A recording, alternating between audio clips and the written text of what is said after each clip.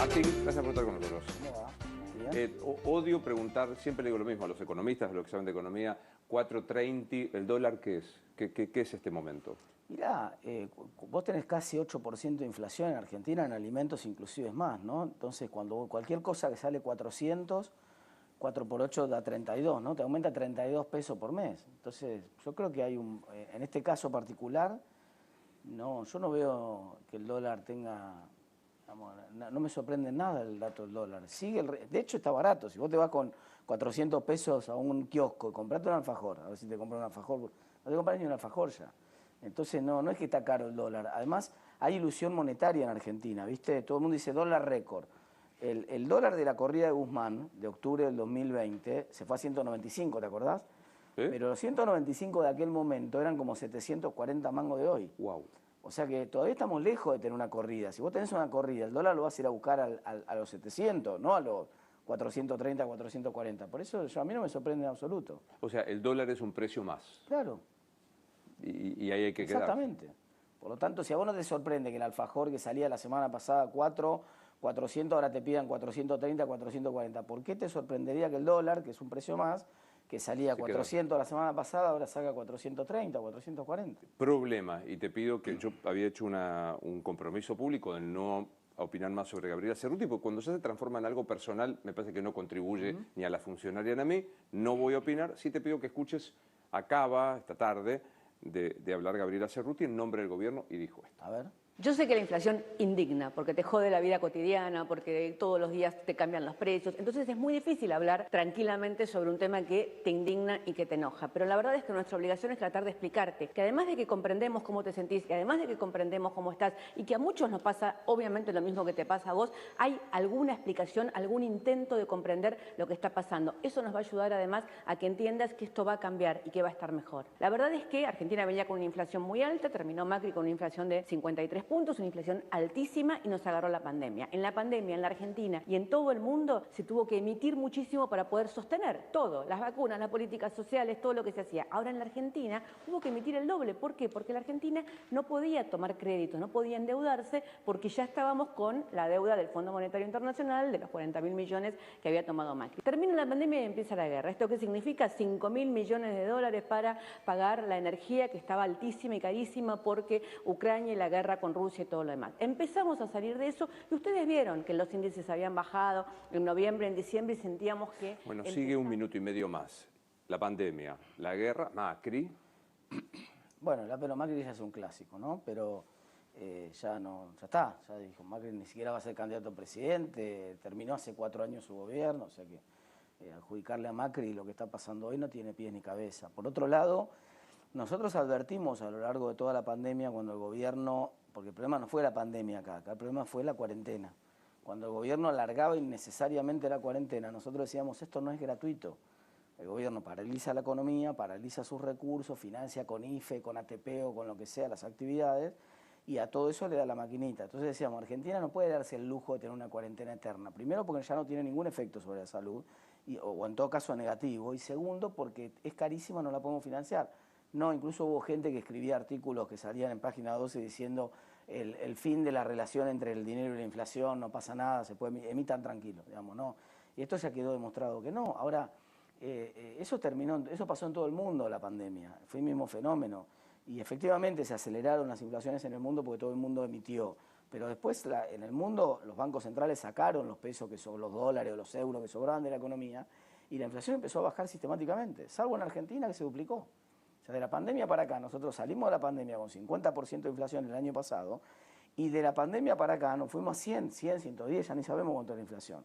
¿Y cuál es el factor clave que falta en el cálculo ese? El factor clave es la foto del presidente, la foto de Olivos. Esa es la causa de la duplicación de la inflación en Argentina. ¿Por qué? Porque no es que de golpe hay el doble de la cantidad de dinero que había el año pasado en Argentina, no hay el doble de la cantidad de dinero. Lo que hay es que nadie quiere ese dinero, porque nadie cree en el presidente que es el que firma ese dinero. Por eso yo decía, lo mejor que puede hacer el presidente, si realmente quiere evitar una hiperinflación en Argentina y contribuir a bajar la inflación de este nivel escandaloso, es renunciar. ¿Pero renunciar a qué? Renunciar a su política monetaria. ¿Qué quiere decir esto? Esto quiere decir que renuncie completamente al Banco Central, que diga que a partir de mañana el Banco Central lo va a manejar un grupo independiente, no lo va a nombrar él, por supuesto, no lo va a poder reemplazar él, lo tiene que resolver el Congreso a eso, y que sea un grupo profesional completamente independiente que además no le va a prestar más plata al Estado. Basta de prestarle plata al Estado. Entonces no le va a prestar más plata al Estado, el Estado se va a tener que arreglar con lo que tiene. Si Argentina tomara esta decisión ahora, podría frenar la hiperinflación en Argentina y empezar a salir. O sea, hacer de verdad independiente el Banco Central, Total. no dependiente de del capricho, la Ningún necesidad. banco central independiente del mundo tiene inflación hoy. Y te estoy hablando de 190 bancos centrales del mundo. Ningún banco central independiente del mundo hoy tiene inflación. Ningún banco central independiente de América Latina tiene inflación. Porque hay que mirar la región, ¿no? Paraguay, Chile, Brasil, y con los Exactamente. bolonquis Brasil políticos. Brasil enfrenta la misma guerra, Brasil enfrenta toda la misma situación que enfrentó Argentina. Pero la inflación en Brasil está bajando, es la mitad de la del año pasado. En cambio nosotros es el doble que el del año pasado. Entonces, si vos no tenés un Banco Central independiente, el presidente de la nación es el que está firmando los billetes en la práctica. Claro. Y por lo tanto ese presidente tiene una autoridad devaluada. Entonces yo ya no le creo más al presidente. ¿Por qué voy a aceptar entregar mi trabajo o entregar mis bienes a cambio de un papel pintado? Que lo están devaluando porque cada vez se emiten más y lo firma un presidente que como si le compraras un pagaré a Alberto Fernández. ¿Vos en este momento en tu casa aceptarías un pagaré de Alberto Fernández? Bueno, eso es lo que está pasando. Cuando la gente dice no quiero el peso, mejor me voy al dólar y el dólar se va a 4.40 y los precios, la gente corre rápido al supermercado para cambiar los pesos por mercadería, lo que está diciendo es no quiero este pagaré de Alberto Fernández. Ahora digo, y ahora que le preguntaste cómo salir, Banco Independiente, Congreso, Totalmente. Personas indubitables, etc. Mi pregunta es, andá a preguntar a un psicólogo, no a alguien que es diputado o economista. Cuando dicen esto, ¿se lo creen o me están intentando agarrar por ganso? Primero, Gabriela Cerruti cometió el error de apurarse a hacer una declaración que no tenía que hacer, ni bien se conoció el dato de 7,7% de inflación, y dijo una frase que es muy peligrosa porque dijo, ya pasó lo peor, ahora empieza a bajar. Y no es cierto que empieza a bajar, los datos que tenemos del mes de abril son peores que los del mes de marzo. O sea, probablemente vamos para ver otro dato de abril, cuando aparezca el dato, dentro de 3, 4 semanas, vas a ver un dato de abril del mismo nivel o peor del que viste en el mes de marzo. Entonces, no es cierto que haya pasado lo peor, de hecho no tiene dólares la economía, la escasez de dólares viene ahora lo peor, porque ahora tendrían que entrar los dólares del campo y no van a entrar porque no hay cosecha. Entonces, por la sequía, no por culpa del campo, sino porque no hay cosecha, la sequía arruinó la posibilidad de cosecha. Entonces, lo peor está por venir, en realidad. Esto es lo grave y por eso requiere una decisión urgente del presidente, decir, mire, ya sé que no creen en mis pagarés, mírenlos, no voy a firmar nunca más un pagaré, no voy a firmar nunca más un pagaré. Si no tenés crédito, si nadie cree en tu palabra, no des más tu palabra palabra está devaluada. Pero se puede, suponete que pasa eso. Totalmente. O porque el central es independiente o el presidente hace un acto heroico y dice, no, che, no puede. ¿Se sostiene? Totalmente. Si el presidente anunciara mañana, manda el proyecto al Congreso mañana para darle total independencia al Banco Central. El Banco Central es profesional a partir de la semana que viene, no tiene ninguna injerencia del presidente ni en el nombramiento de los directores, ni en el desplazamiento de los directores. Si corta automáticamente por ley el financiamiento al Tesoro, se termina la hiperinflación en Argentina. O sea, si hay una chance de hiperinflación, se aborta en Argentina. Está claro, entiendo eso. ¿Pero se sostiene el funcionamiento del Estado? ¿Qué tenés que dejar de pagar? Bueno, pero el Estado gasta mal. Escúchame, el Estado gasta, hay un problema estructural, más allá de este gobierno, ¿no? Hay un problema estructural. Argentina gasta el doble de lo que gastaba en la década del 80 y las cosas no funcionan. Esto es un dato de la realidad. Elemental. Yo soy de una clase media que iba a la escuela pública en la década del 80, mal que bien, las paredes estaban despintadas, es verdad, los docentes cobraban mal, los problemas siempre...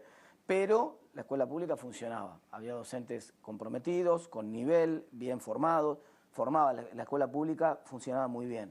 De hecho, la escuela privada era solamente por razones confesionales, por ahí vos querías una formación religiosa para tu nene y lo mandabas a una escuela privada. Ahora la escuela privada es la huida de la escuela pública masiva de la clase media, que dice, mira, quiero algo que funcione. Ya ni saben, no es que los padres de la escuela privada saben cómo funciona la escuela privada y saben lo que están aprendiendo los chicos dentro del aula, porque tampoco es cierto eso. Y tampoco es que aprenden a construir cohetes que van a la luna en la escuela privada, pero funciona. Entonces estoy pagando por algo que funciona. Lo que pasa con las políticas públicas en Argentina y con los bienes públicos en general es que los estoy pagando más caro de los que lo pagaban en la década del 80, el doble, pero además ahora no funciona. Funcionan mal. Eso vale educación, seguridad, salud. Entonces vos tenés que empezar a mostrar resultados en todas las dimensiones. Cuando se habla de, no sé, el Ministerio de Género, por ejemplo, ¿no? Es un clásico en estos días. Entonces, nosotros nos equivocamos, ponemos el carro delante de los caballos. Uno viene y dice, le voy a poner una bomba al Ministerio de Género, otro viene y dice, lo voy a multiplicar por 2. Nadie viene y dice, voy a medir los efectos de las políticas que surgen del Ministerio de Género. ¿Y cómo se miden? Bueno, vamos a ver las misiones del Ministerio de Género. ¿Cuáles son los objetivos? Por ejemplo, reducir las brechas salariales. Tiene un objetivo de reducir brechas salariales, una preocupación real. Existen las brechas salariales. Bueno, ¿quieren reducir las brechas salariales? Bueno, ¿qué pasó con las brechas salariales con la gestión del Ministerio de Género? Igual o peor. Bueno, pero lo muestra el Ministerio de Género al dato, porque si es peor, entonces lo que están haciendo no va. Hay dos posibilidades, o cambian o lo cierran, como quieran. Sí, pero lo mismo con la violencia de género. Y en otros casos, capaz que la política, lo mismo con el sur, con la discusión de Tierra del Fuego, digamos, decime cuál es el objetivo, midamos si el objetivo se está cumpliendo, si el objetivo se está cumpliendo, seguimos con el programa. Si el objetivo no se está cumpliendo, lo tenemos que cambiar. O en todo caso lo tenemos que cerrar al programa porque no funciona y lo mismo vale para todas las cuestiones, para aerolíneas, para todas las cuestiones del Estado. ¿Funciona? Sí, no. ¿Cumple con lo que tiene que cumplir? Sí, no. Bueno, entonces, muchachos, hay que hacerlo de otra manera, porque así no va. Pero, Martín, sigo con lo mismo. Se manda el proyecto, se nombra gente independiente, no se emite más, se para la hiperinflación. Perfecto. O la inflación. ¿Estamos en infla o en hiperinflación? No, todavía no estamos. La hiperinflación tiene la característica de que, para vamos a decirlo muy claramente, es una situación de pánico. Una situación de pánico, ¿no? En una situación de pánico la gente toma medidas extremas. El primer día todo el mundo dolariza el sueldo cuando cobra y dice, después voy viendo, lo voy cambiando los dólares a medida que tengo que comprar cosas. Eso todavía no pasa. Vamos, la gente pagando cualquier cosa por el precio del dólar, te acabo de decir, 440 pesos, que es el precio de hoy, es un precio barato en realidad para el dólar. Es lo mismo que sale un alfajor. Si la gente paga un dólar, lo mismo que paga un alfajor, eso no es una hiperinflación. Una hiperinflación es cuando la gente entra en pánico, dice, dame el dólar al precio que vos quieras, no importa, yo me quiero sacar de encima los pesos no valen nada. Los pesos milagrosamente todavía valen algo en la economía, cada vez menos, por supuesto, se licúan cada vez menos, pero todavía tienen algo de valor. Bien, tengo claro, estamos en inflación. Paro la inflación. Estamos en una superinflación, déjame llamarlo así, como lo dijo Gabriel Burín, el economista Gabriel Burín, es una superinflación, no es hiper. Hiper es un bicho cualitativamente distinto. Bien. Cuantitativamente hablando estamos en una superinflación. Bien, paro la superinflación, dejo de emitir, no lo financio más al Estado. Exacto. ¿Qué efecto tiene práctico? Digo, pues, te quedas sin laburo algunos empleados públicos, no hay prestaciones de salud, ¿qué hay? No hay ningún problema con las prestaciones de salud o con el empleo público. Lo que hay un problema es que todos los gastos superfluos que tiene el Estado los tiene que empezar a recortar. Y hay un montón de cosas. Primero tiene que acelerar la toma de decisiones en eliminar regímenes de privilegio que todavía tiene Argentina, un punto del producto ahí.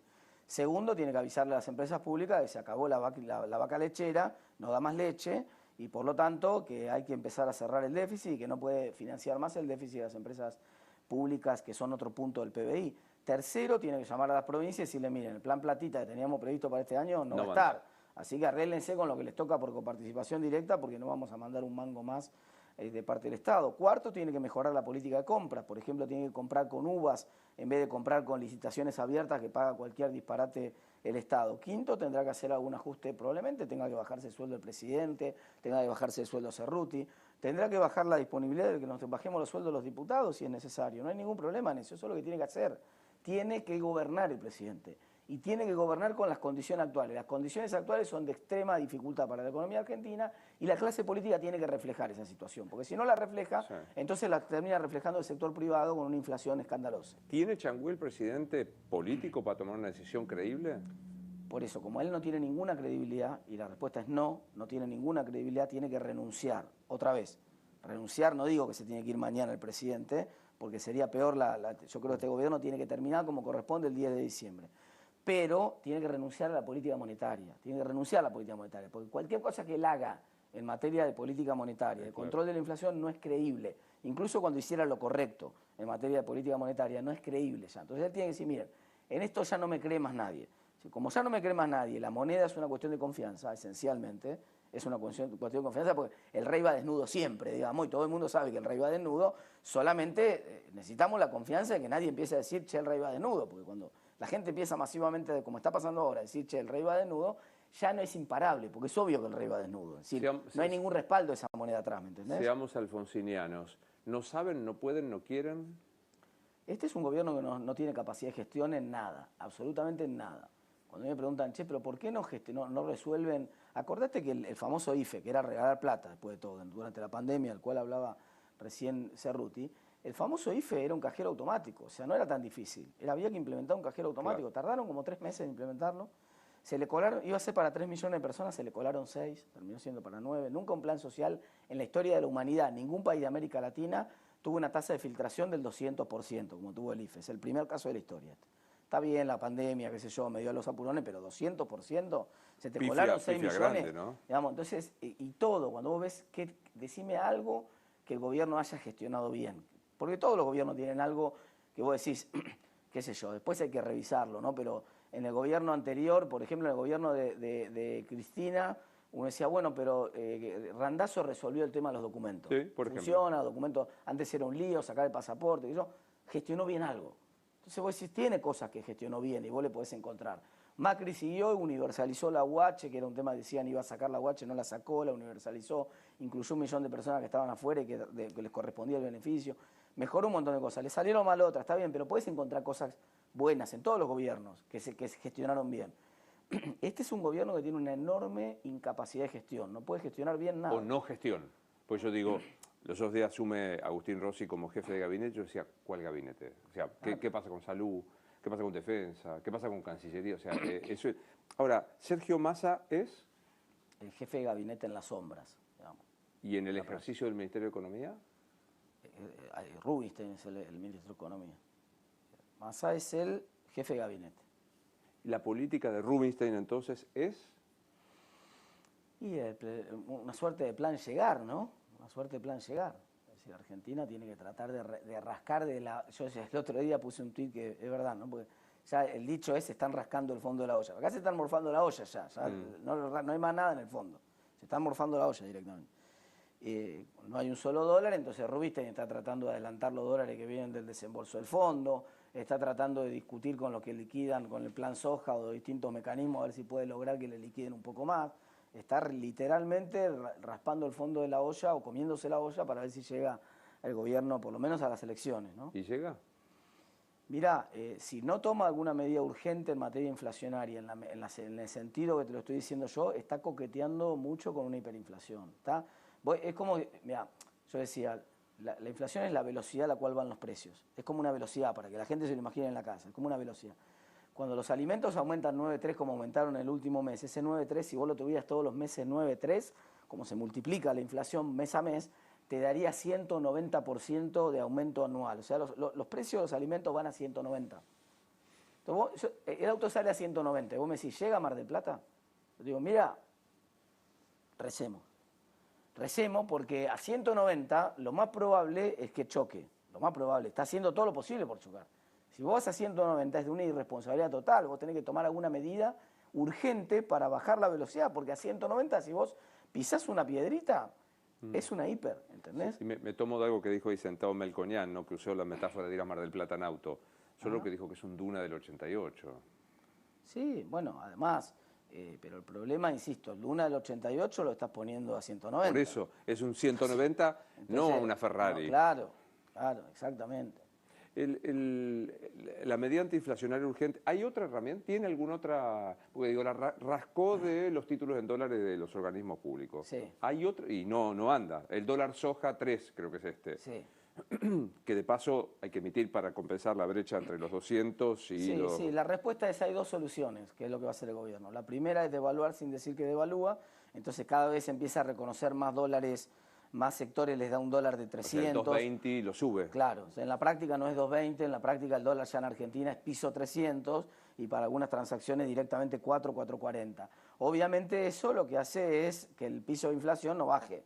Entonces el gobierno elige, no tiene una hiper, pero tampoco colapsa el dólar. Entonces le pone un cepo mucho más duro, devalúa un poco el dólar y además endurece más el cepo. ¿Más se Entonces, puede? Sí, mira, tenés 45% de las importaciones argentinas con licencias no automáticas. Todavía te queda 55% para trabar.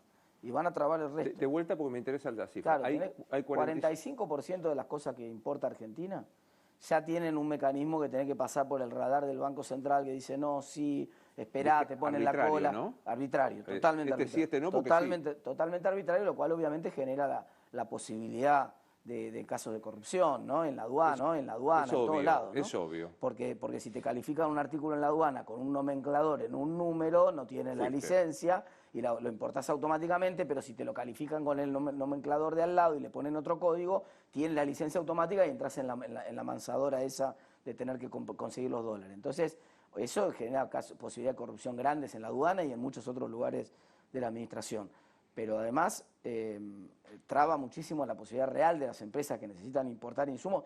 8 cada 10 dólares que usa Argentina para importaciones son importaciones de tornillo para producir. Pero digo, hay 45 no automáticas, que Exacto. es dedo y Todavía bolso. te queda la mitad. Tenés 55. ¿Y qué hay automático? O sea, para darme una idea. Debe haber Por ejemplo, tenés un montón de medicamentos. El otro día, cuando dije esto, me llama alguien de un laboratorio y me dice, mirá que ya hay problemas con algunos medicamentos. Pero típicamente tenés medicamentos que no tienen todavía licencia, que entran de manera automática. Entonces, algunos insumos hospitalarios, sin embargo, están trabados. Por ejemplo, me estaban diciendo el otro día que los tomógrafos de los hospitales de la provincia de Buenos Aires no funcionan. Hay gente en lista de espera. Alguien se va a tener que hacer cargo si alguna de esas personas muere por no tener los estudios. Ojo, hay un montón de gente en lista de espera. La mitad de los tomógrafos de la provincia de Buenos Aires están parados porque no pueden importar un insumo que vienen de Japón, no sé dónde vienen. Sí, viene de Japón. Los otros días decía Diana Mondino, me parece, no, ya me pierdo de hablar con todos ellos, que decía, esta discrecionalidad de las licencias no automáticas hace que hayamos importado el año pasado la mayor cantidad en la historia de aviones y helicópteros. Eso es choreo. Y porque todo lo que vos me dejás a dólar de 220 me estás regalando los dólares. Entonces yo me apuro a comprar todo lo que pueda comprar con el dólar. Si yo estoy en una categoría, soy un importador que estoy en una categoría que todavía me dejan importar, y voy a tratar de abastecerme todo lo que pueda de eso que vos me dejás importar a 220, vos me estás regalando la mitad de la compra. Me quedé con el Llegan, porque dijiste vamos a Mar del Plata, 190. Claro. Una piedrita es, traducímelo económicamente, ¿qué es un evento de una piedrita? Una piedrita es, por ejemplo, que el dólar, que hasta ahora está relativamente tranquilo, insisto, todavía no, porque yo sé que la gente entra en pánico fácil. Yo enloquezco con... 440, cuando chicos, Pancho me dice 429, dije enloqueció. 440, 429 es un alfajor, todavía no está caro el dólar, todavía no escaló. La escalada, insisto con el dato, la escalada del 2020, que la controló rápido el gobierno porque había dólares en la economía, entonces la controló rápido, interviniendo en el contado con liqui y en otros dólares. Ahora no tiene balas para intervenir, entonces si el dólar tuvo una corrida como la del 2020, se te va a 700. Esa es la situación que empieza a generar el pánico. Porque cuando se te va a 700, la gente empieza a entrar en desesperación, de decir, mira, locura. Saquemos la plata del banco y cambiémosla al blue, aunque sea negrear la plata que está en blanco, porque es una locura hacer eso, ¿no? Vos te das cuenta que tenés la plata en blanco en el banco, liquidada, pero no te dejan comprar dólares, entonces si la sacás para comprar dólares tenés que irte al mercado informal con esa plata, después no podés gastar esos dólares de manera legal, entonces, pero la gente en la desesperación empieza a hacer eso. Entonces eso todavía, por suerte, cuando vos mirás los depósitos a plazo fijo en Argentina, no hay pánico. No se ve una salida como la de septiembre del 2020 en los depósitos a plazo fijo. Pero están jugando con fuego, digamos. Entonces tampoco esperemos a que eso ocurra, porque cuando arranca eso no lo para más. Ahora digo, pensaba en esto, cuando estamos grabando este programa todavía no sabemos si el central decidió el aumento de la tasa, ¿no? Porque estamos en esto. Todo indica que lo haría. Eso es enfrío la economía. Hago una medida de restricción de la emisión, enfrío la economía. O sea, tenemos un panorama, no veo un panorama que no sea dificilísimo. Mirá, si la medida de terminar con la emisión fuera definitiva y con un Banco Central completamente independiente, sobre el cual el presidente no tuviera ningún control, ni este ni el que viene, digamos, si este presidente aprovechara esta oportunidad histórica que tiene de renunciamiento, es decir, el Poder Ejecutivo renuncia para siempre al Banco Central a partir de ahora, y a la maquinita, eso sería estabilizador de la economía. Y cualquier cosa que estabilice la economía es expansivo de la economía en este contexto, es al revés. Es decir, claro, traducido es arranca. Exacto, porque esta es una economía ya, en el último trimestre del año pasado, que todavía no estaba el problema de los dólares, ya se había frenado y ha caído 13% la actividad económica anualizada. Cuando anualizás la tasa a la cual caía el último trimestre, te da 13% anualizado. Se había derrumbado en el último trimestre y ahora ya sabemos que por la sequía va a caer 2 puntos más este año por lo menos, más la restricción de dólares que no hay para importar tornillos ni nada por el estilo, te va a achicar la capacidad productiva de las empresas. O sea, sabemos que la economía, la discusión es cuánto cae este año, si cae 3, 4, 5, esa es la discusión hoy, cuánto va a caer. Si no cambia de rumbo dramáticamente, si no cambia el régimen económico Argentina ya, la caída es inevitable. Si lo cambia, gira el rumbo. En una de esas, además, el presidente capaz que hasta muestra cierta iniciativa política, que le da alguna chance desde el punto de vista político. Ojalá. Yo te decía de la tasa del Banco Central, mientras estamos grabando, el central aumenta 81%. No sirve para nada, no sirve para, no digo, tiene sentido. A ver, yo lo entendí porque me lo explicaste, si no nunca me lo explicaste la otra vez. ¿Qué significa aumentar la tasa para retener los depósitos en los bancos? Bueno, busca evitar esta circunstancia de que la gente cuando le vence el plazo fijo diga, che, el dólar se está yendo, cada vez tengo menos dólares en el plazo fijo, más sí, compremos ahora, paguemos 450 mañana, fuera, claro. con tal de que no se licúe más esto. Entonces te da una tasa muy atractiva y te dice, mirá, te conviene quedarte, mirá que te estamos dando una tasa que es muy superior a la inflación, te vamos a dar una tasa que efectiva va a ser superior a la inflación. Ponele incluso aunque efectivamente la suba de tasa fuera muy fuerte y la tasa que te ofrece fuera superior a la inflación, no hay tasa que frene un pánico, no alcanza la tasa para frenar una situación de pánico. Porque cuando vos ves cuánto tiene que ser la tasa, te lo voy a explicar muy simple para que vos entiendas. Si en un mes sube el dólar de 400 a 440, eso es 10% mensual. Pero 10% mensual es 200% anualizado. Claro, porque hay que sumar el 10 de 400, 440. El 10 sobre 440, no sobre 10. Entonces, es 200% anualizado. La ganancia que yo tengo de pasarme rápido al dólar es altísima, incomparable con cualquier tasa que me puedas dar vos. Aparte te digo, tenés que dar una tasa astronómica. A lo mejor estoy haciendo mal el razonamiento y me corregís. Digo, me da 81. Che, pero yo ya sé que la inflación del año pasado fue 98. Hay un tema que es que una cosa es la tasa nominal y otra cosa es la tasa efectiva. Es un tema muy técnico, pero te lo voy a explicar de manera muy simple, ¿no? Si vos tenés 7% de inflación por mes, 7 por 12, la tasa que uno se imagina, esto es 84. Sí. Ahí te lo estoy haciendo muy burdo al cálculo. Pero me ayuda. No es exacto desde el punto de vista de matemática financiera, pero para que lo entienda la gente. La gente dice, 7% por mes da 84. No, 7% por mes da 140. Claro, porque acumulás. Porque se acumula la inflación. Entonces, si yo te doy una tasa nominal del 81, esa tasa nominal del 81 es una tasa más cercana al 130, 130 y pico, que en términos efectivos. Claro, pero de todas maneras vos estás diciendo, hay un valor intangible que se llama confianza, por más que me dé el 81, salgo de acá. No, porque además, si el dólar en un día se va de 4 a 4.40, eso es un aumento del 10% en un día. Eso cuando lo querés anualizar, es una tasa anualizada del no sé, 10.000, no sé cuánto da. Es una tasa ridícula que nadie puede poner en ningún banco central del mundo. Por eso, cuando vos entras en una situación de pánico, la tasa de interés sirve para hacer la sintonía fina. No tiene ningún sentido, por supuesto, si vos además le pones en un contexto de inflación de 120, yo te regalo con una tasa de 40, obviamente te estoy invitando a que saques tu plata y te vayas al dólar. Pero dicho eso, digamos, que eso no quiere decir que tampoco favorezca la tasa negativa, pensar que vos en un contexto de pánico o de corrida, vas a frenar una corrida poniendo 5 o 10 puntos más de tasa, no tiene ningún sentido porque no pasa eso, no pasa nunca. O sea, esa medida no ataca el problema que estamos teniendo hoy. No, por supuesto. En el contexto que estamos ahora, lo único que atacaría el problema es, insisto, la renuncia del presidente a la política monetaria, la renuncia absoluta del presidente a la política monetaria. No lo veo. Esta semana se habló mucho de que había una presión para que Pese se fuera del Banco Central, ¿viste? Sería exactamente lo contrario. ¿Entendés? O sea, que si lo haces ir, hablas de la dominación que tiene el Ejecutivo sobre el Central. Está demostrando que Massa, porque la versión que circulaba por los medios esta semana, y en los soft también, que ya sabemos que los soft además salen siempre de Casa Rosada, o sea que muchachos van a ser cargo. Vale. Son ustedes los que mandan los soft, no son los medios los que los inventan. En la versión que había, porque yo todavía me queda mi costado periodístico, que tengo algunos amigos que me cuentan algunas cosas, era que Massa estaba presionando la salida de Pese, ¿no? Después no sé si esto será cierto o no, pero alcanza con que sea verosímil. Alcanza con que la gente lo crea. Entonces, si la gente cree que el Ejecutivo puede llevarse puesto al presidente del Banco Central, entonces evidentemente el Banco Central no tiene nada de independiente. Entonces, justamente lo contrario es lo que tiene que hacer.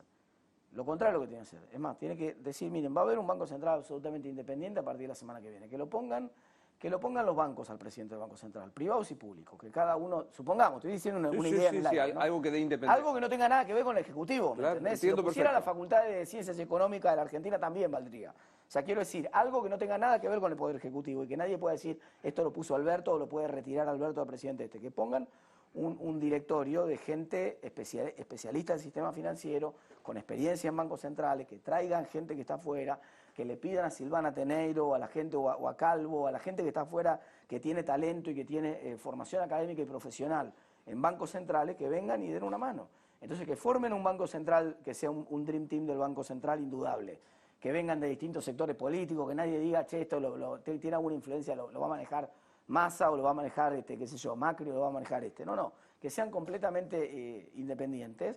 Y lo que vas a ver es que va a empezar una política monetaria racional en Argentina y se va a despejar la expectativa de la hiperinflación. ¿Viste el retweet de Malena Massa que dijo Massa llega hasta el final, porque el final de Massa sería el final del gobierno, no sé qué, más o menos así? ¿Qué pasa si Massa se planta y se va? Me hace acordar cuando la gente a veces me dice, voy a vender una casa y te dicen, vendí una propiedad, ¿qué hago con los dólares? Yo le digo, es al revés, la pregunta te la tendrías que haber hecho antes.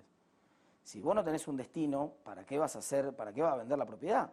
Entonces, si vos no tenés algo mejor que Massa para poner, ¿para qué vas a cambiarlo? Entonces, no entiendo por qué el gobierno, salvo que Massa se fuera voluntariamente, me cuesta creer que el gobierno tenga, desde el punto de vista político, otra vez, para mí Massa es un jefe de gabinete, no es un economista, además no es economista.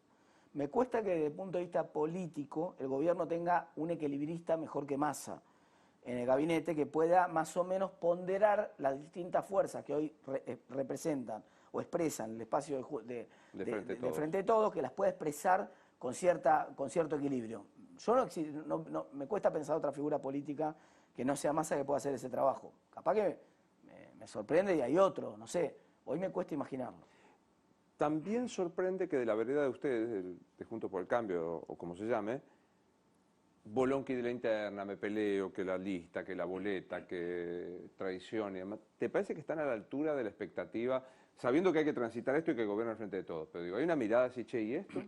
Total, creo que es el espacio político que está construyendo la única alternativa de gobernabilidad que tiene Argentina, a diferencia de lo que fue el 2015, está construyendo una mayoría parlamentaria que por primera vez va a tener mayoría en la Cámara de Senadores del regreso a la democracia, está contando a la gente los problemas y cada una de las reformas que va a tener que hacer en lo monetario, en lo fiscal, en la reforma del Estado, en la reforma de las leyes laborales, cosas que antes eran tabú, que no se podían hablar. Te decía el consultor, che, no hable de esto en campaña. ¿Te acordás la famosa frase esa de Menem? Si decía lo que iba a hacer, no me votaba nadie. Bueno, ahora estamos haciendo exactamente lo contrario, estamos diciendo lo que hay que hacer. La pelea de Macri y Larreta no parece mucho. No, bueno, pero eso son cosas, es política esto, digamos, no es la gente, no le pidamos a la política que sea la familia Ingalls, porque no tiene que ser la familia Ingalls, no es la familia Ingalls.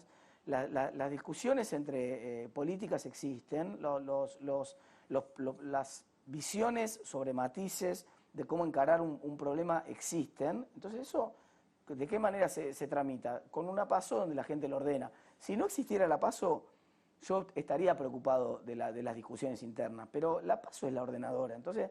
Bueno, obviamente va a haber de acá hasta la PASO alguna tensión. Tensión que también el espacio tiene la responsabilidad de no pasar un límite, porque a mí me puede gustar un candidato, pero después ese candidato pierde la PASO, gana el otro y yo tengo que militar al otro. Entonces, y los dos se tienen que juntar y hacer campaña juntos. Entonces, tiene que haber hasta ahí puede llegar solamente en las diferencias instrumentales, en la diferencia del enfoque de cómo tiene que ser la gestión, esa diferencia puede estar y la gente la va a saldar en la PASO. ¿Qué vas a hacer personalmente? ¿En qué vas a jugar? Mira, todavía no lo sé porque primero falta mucho, es en junio, y depende de lo competitivo. 2 meses. Bueno, 2 meses faltan, pero es mucho en política. Y depende de lo competitivo que resulte y de lo que pueda empujar y ayudar en el distrito que sea. Vos sabés que yo soy de la provincia de Buenos Aires, pero vivo hace muchos años en Capital.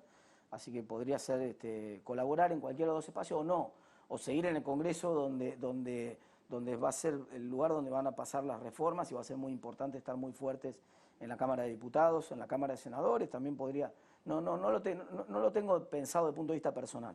Lo que sí quiero es que Juntos por el Cambio gane la provincia de Buenos Aires, me parece que es una batalla muy difícil y que no estamos lo suficientemente fuertes como para ganarla y nos tenemos que fortalecer mucho ahí y por eso estoy invirtiendo mucho de mi tiempo en la provincia de Buenos Aires, pero simplemente en función de cooperar con que Juntos por el Cambio gane. Vos estás diciendo no hay un candidato competitivo todavía en la provincia de Buenos Aires.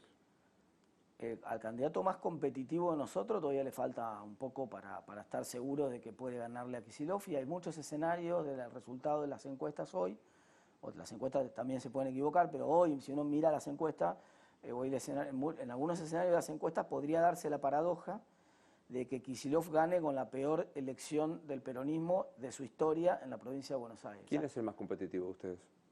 Hoy electoralmente es Diego Santilli, Pero le falta. el que mide más, pero mide 20, 21, 22 contra 34 que mide 34, 35 que mide Kicillof, y la amenaza del factor Milei que te arrastra en la lista de gobernador, lleve a quien lleve 15, 20 puntos en la provincia de Buenos Aires, y entonces te complica, te deja la chance.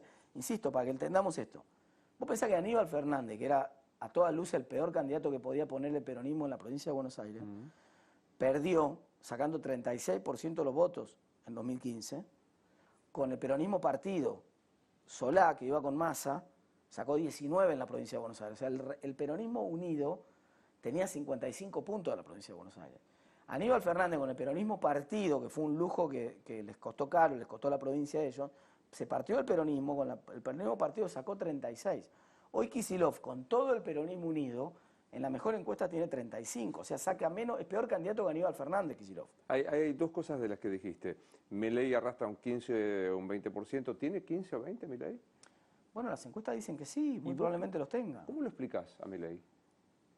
Por múltiples razones. El primero por el... Hay que hacer un análisis también etario para poder explicarlo, ¿no? Porque él nació y se hizo muy fuerte en el grupo etario sub-30, sobre todo hombres menores de 30 años, ¿no? Y eso es un grupo que desde que terminó la secundaria, si vos tenés 30 hoy, 29, 28, terminaste la secundaria del 2012 para acá, ¿no? Y nunca tuviste oportunidades en Argentina. Y pasaron los gobiernos, digamos, pasó el gobierno kirchnerista, después vino el de Juntos por el Cambio, después vino el otro gobierno kirchnerista que es peor. Pero no tuviste oportunidades, entonces estás un poco cansado de ver que no hay oportunidades en Argentina, y mucha gente tiene esta expresión de, bueno, qué sé yo, ya probamos todo, probemos esto, ¿viste? O sea, no es voto bronca, no es amor a Hayek. Mirá, la gente cuando entra en desesperación termina consultando al que hace vudú, sí. Vudú con B corta, ¿no? Al que hace, al cartomante. Que hace gualicho, al que tira las cartas. De hecho, es una sutileza que dejo picando, ¿no? Porque estamos indirectamente consultando a uno que tira las cartas. Pero lo que quiero decir, la voy a dejar ahí, para entendido. ¿Es más vudú que un dirigente? La voy a dejar ahí para entendido. Lo que voy a decir es lo siguiente. Primero tiene ese efecto, o sea, el desánimo de la población sub-30 donde él empezó y después es un celebrity. Entonces, al ser celebrity, él tiene en un montón de... El votante mediano, decía Churchill, el mejor argumento contra la democracia. Mira que el tipo no hay ninguna discusión que era un gran demócrata, Churchill. Decía Churchill, el mejor argumento en contra de la democracia es una conversación de 5 minutos con el votante mediano. O sea, al votante mediano no le interesa la política. Por lo tanto, no va a analizar el discurso. No es un votante, no lo gana el votante mediano con Hayek ni con nada, no es el discurso. Podría tener el discurso del Che Guevara y lo tendría igual al votante ese. O sea, el votante está comprando otra cosa, no está comprando el conjunto de ideas liberales. No está comprando. Tan es así que cuando la elección se separa, por ejemplo la de Neuquén acaba de mostrar exactamente eso, y lo mismo la de Río Negro. Si cuando la elección se separa, el conjunto de ideas que representan el candidato de Milei saca menos de 10%. Sí. Pero en todas las encuestas Milei y todo lo que represente Milei saca 20 o 22 o lo que sea. Entonces, evidentemente hay algo que es Milei, que no son las ideas de Milei. Que si vos lo corres a Milei y dejás todo igual, las ideas, la plataforma política, la libertad avanza y todo lo que vos quieras, la libertad no avanza tanto. Lo que está avanzando mucho es Milei. Milei avanza, la libertad no avanza tanto. Entonces, y ese rol de celebrity cala perfecto en el público al cual no le interesa la política, que en cualquier país civilizado del mundo es el público que no vota. Pero nosotros somos de esos países todavía bananeros que obligamos a la gente a ir a votar. Entonces un tipo que no le interesa la política, nosotros le decimos igual tenés que ir a votar. Y el tipo va a votar obligado. Entonces cuando vota obligado, vota, como dicen, como el día que terminó la elección de Narváez, hicieron una encuesta, ¿te acordás en la elección aquella famosa del 2009? Hicieron una encuesta de preguntar a la gente, ¿a quién votó? Bueno, sí, a este, al otro que yo, de Narváez, a Insaurralde, al otro. ¿Y por qué lo votó? Y la gente decía, porque me gusta. Porque me gusta, el gusto no tiene racionalidad. Si yo te pregunto qué es emocional. Si yo te pregunto vos vas a la heladería, vos me decís helado de qué, de chocolate. Yo te pregunto, ¿por qué los chocolates? Porque me gusta. No, pero explícame por qué. Explícame la racionalidad atrás del gusto del chocolate. Existe. Bueno, Milei es un helado dulce de leche hoy. ¿Entendés? Porque le gasta un montón de gente, le gusta un montón de gente. Eso la gente dice, dame dulce de leche. Y yo, ¿por qué? Sí, pues me gusta. Construyo de lo que vos dijiste. Milei es un helado dulce de leche que se maneja como un celebrity y tira las cartas. Lo de lo último, no digo que Milei tire las cartas. Dije que lo dejaba ahí picando. Lo retiro a lo último. No dije nunca que Milei tirara las cartas. Bueno, te forcé yo, es verdad, te forcé porque como fui editor, busco el título. Sí. Pero digo, ¿se parece más a un tirador de cartas o a un político en serio?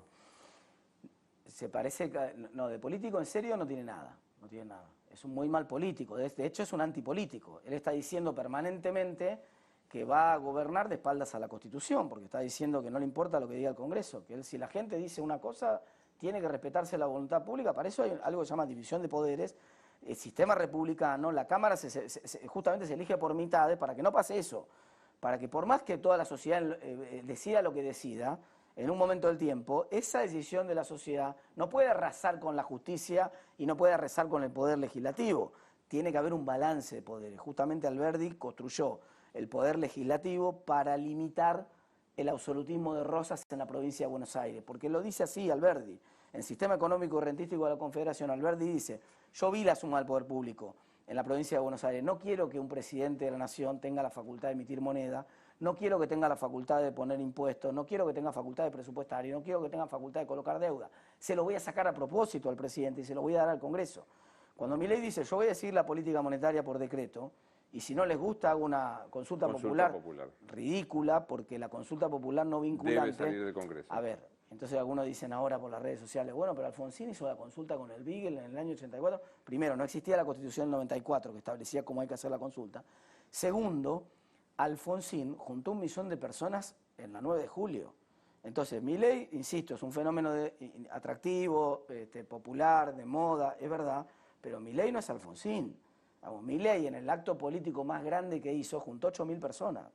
No junta a 1 millón de personas a la 9 de julio, no lo vota el 53% de la gente masivamente. No hay el furor de un Alfonsín en la década del 80 que puede, en una circunstancia extrema de riesgo de guerra con un país vecino, decir, por favor, la ciudadanía... Acordate que en la elección del Beagle, el peronismo inclusive, llamó masivamente a no ir a votar. Sí, claro. ¿Sabes cuánta gente votó en la elección del Beagle? No recuerdo. 70%. Mucho. Hoy en la PASO, que es obligatoria, en la última PASO que fue obligatoria, votó el 68%. O sea, ni siquiera en una elección obligatoria llegas a conseguir ese nivel de compromiso. Déjame hacer un juego de abstracción de laboratorio. Estamos jugando haciendo abstracción laboratorio. ¿Un país presidido por Milei sería? Yo creo que finalmente Milei lo que va a terminar ocurriendo, por eso yo el otro día escribí algo que se llamaba la imposibilidad de Milei. Es imposible que Milei gobierne como él dice que va a gobernar, es imposible. Entonces, ¿qué terminaría pasando? Lo que pasa generalmente con los Bolsonaro, con los Trump, con los Meloni, con los Erdogan, ¿qué hacen? Y se adaptan a las circunstancias. Entonces, porque ya lo está haciendo. Entonces, cuando él tiene que construir estructura y va a Tucumán, y en Tucumán ya está junto por el cambio y las estructuras tradicionales, ¿con quién cierra? Y cierra con Bussi. Pero como Bussi no es una familia política, que vivió de la política Casta. toda su vida, casta total, que nunca trabajó, que lo único, y los ingresos que tienen, porque algunos dicen, no, pero es empresario. Pero la empresa que construyó no la construyó trabajando de cero en un McDonald's, ahorró y construyó su empresa. La sacó de la política la plata y se fue a hacer una actividad privada, ¿no? Entonces, es casta, ¿no? Es casta capitalista ahora, es casta que hace negocio con la plata que sacó de la política. Cuando va a La Rioja y hace el acuerdo político con los Menem, digamos, hay una nota de Alconada, incluso mucho más sofisticada, que te detalla distrito por distrito lo que hace, es ir con la ambulancia. Entonces va con la ambulancia y junta lo que puede, y me parece bien, digamos, yo no lo cuestiono eso, lo que digo es, no me vengas a vender el verso de la casta y la no casta. O sea, lo que vas a terminar haciendo cuando ganes, si es que ganas, lo que va a terminar haciendo es tener que hacer un acuerdo parlamentario con distintas fuerzas que están en el Congreso para poder aprobar las leyes. Mismo juego de laboratorio de abstracción. ¿Un país presidido por Sergio Massa sería?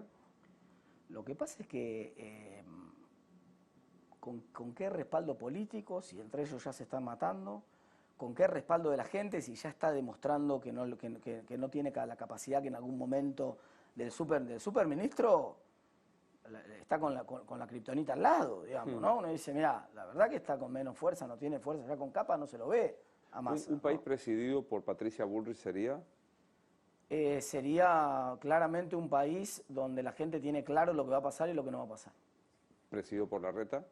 Sería un país con mucha capacidad de gestión, con mucha capacidad de construir los consensos que son necesarios para hacer muchas de las transformaciones que hay que hacer y con la certeza de que hay un modelo de gestión, un modelo de cómo se tienen que tomar las decisiones basadas en datos, Larreta, para mí, el gran triunfo de Larreta desde el punto de vista de su construcción como figura política fue cuando tomó la decisión de abrir las escuelas en la ciudad, en contra de lo que decía el presidente, en contra de lo que hacía el gobernador de la provincia de Buenos Aires, diciendo a la justicia. ¿Por qué? Porque ¿en qué se basó?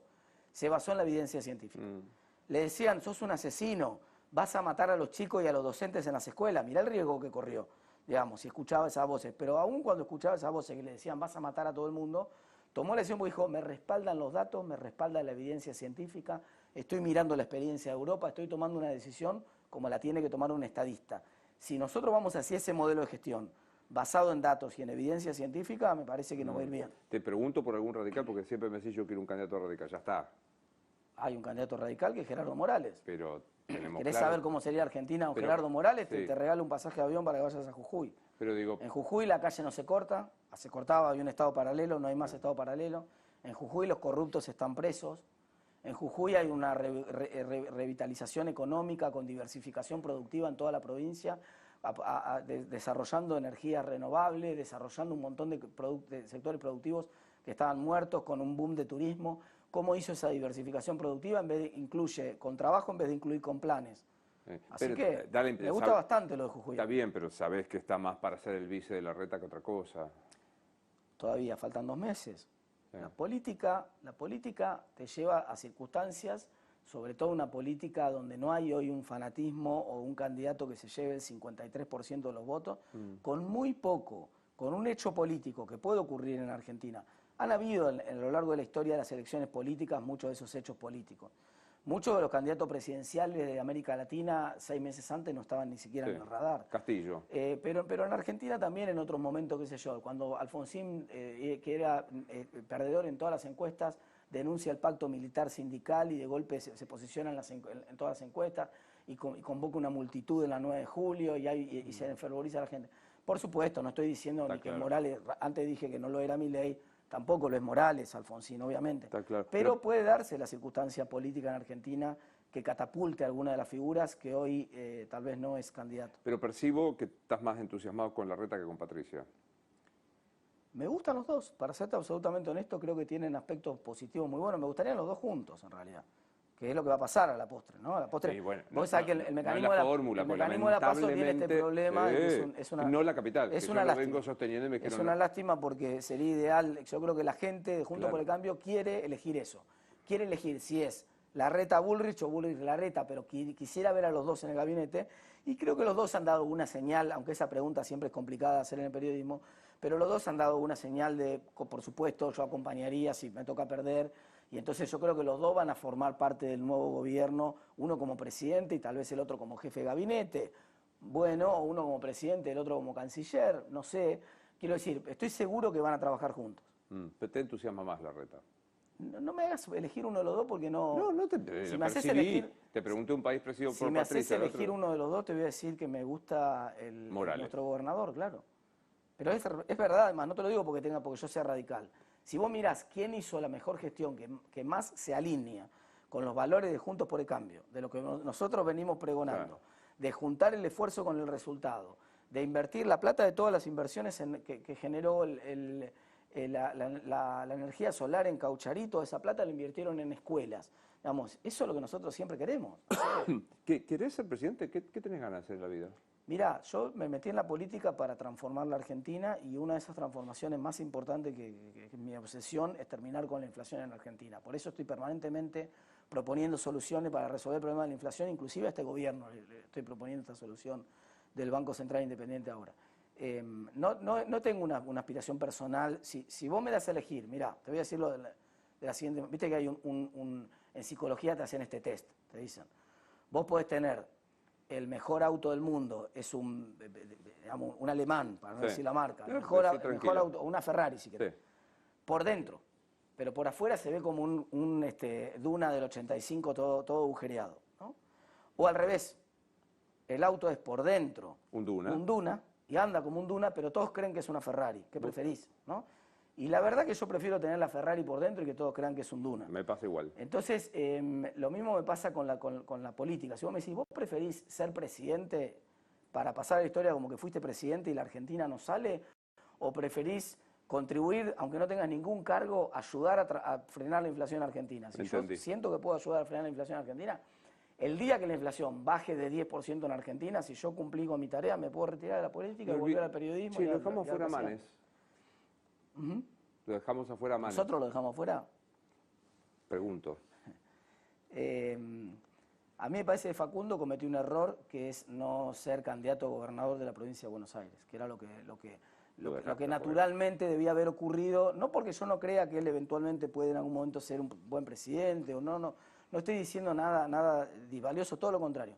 En política vos jugás una apuesta fuerte como la que jugó él en la PASO de la provincia de Buenos Aires, construyó en la provincia que es más difícil para nosotros un caudal muy importante de apoyo, amplió la base de sustentación de Juntos por el Cambio, nos permitió ganar esa provincia que es tan difícil.